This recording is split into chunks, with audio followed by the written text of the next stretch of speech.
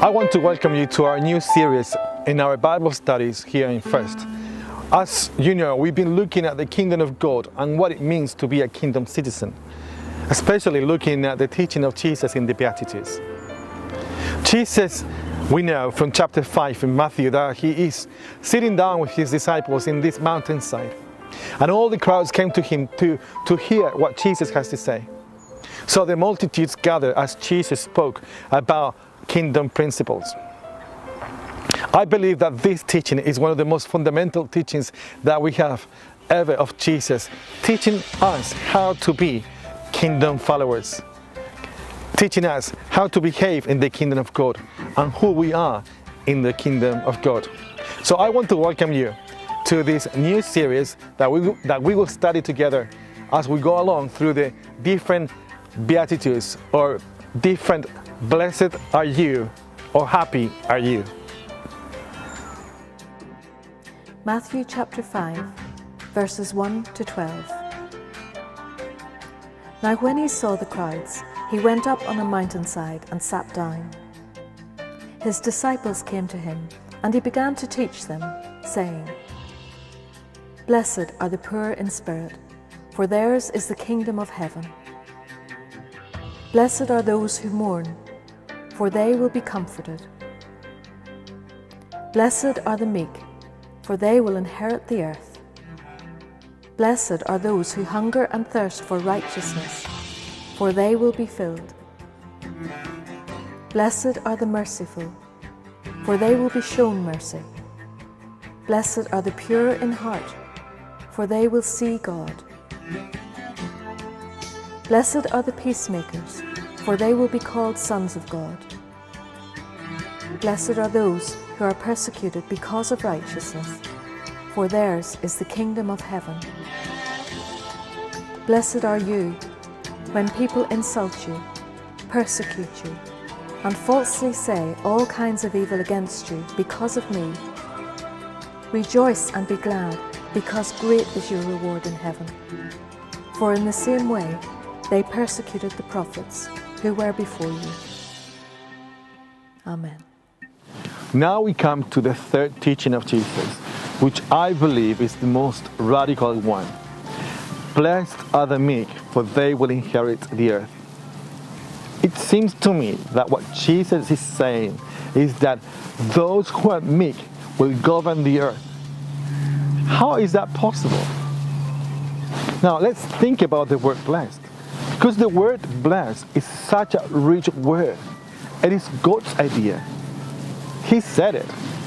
It is part of his covenantal treaty that he made with us. He said it to Moses, I will bless you. And he said it to us, that we are going to be blessed. Blessed are those also who obey his word. But actually, what I believe what Jesus is saying here is that happy are the meek, because they will inherit the earth. It seems to me that those who are going to inherit the earth are happy people. Now, how do we get to the place where we can say we are so meek? Can I suggest that it is not by trying hard? Because if we do so, we might run the risk of becoming proud. But it's actually the opposite. It is running to the presence of God. It is in that place where transaction takes place. And this is what I mean. The one who was God, or is God, the one who was in the heavenlies, became one of us. What a transaction. In that transaction, we find that his meekness becomes our meekness.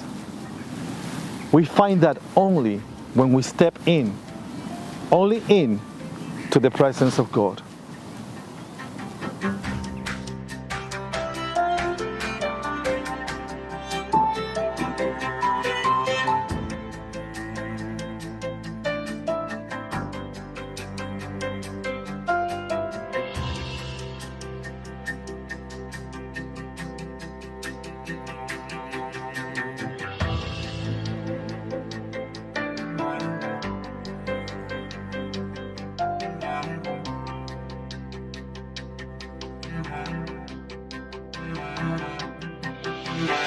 Isaiah chapter 61, verse 1 to 7.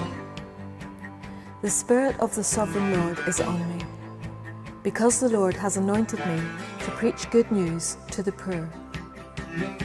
He has sent me to bind up the brokenhearted, to proclaim freedom for the captives, and release from darkness for the prisoners, to proclaim the year of the Lord's favour and the day of vengeance of our God, to comfort all who mourn and provide for those who grieve in Zion,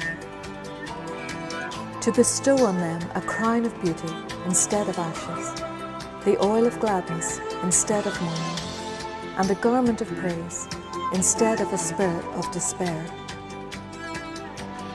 They will be called oaks of righteousness, a planting of the Lord for the display of His splendour.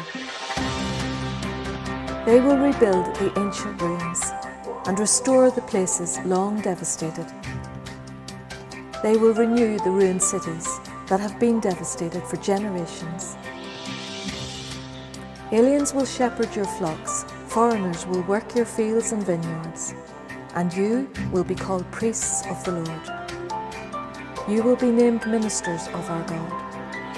You will feed on the wealth of nations, and in their riches you will boast. Instead of their shame, my people will receive a double portion.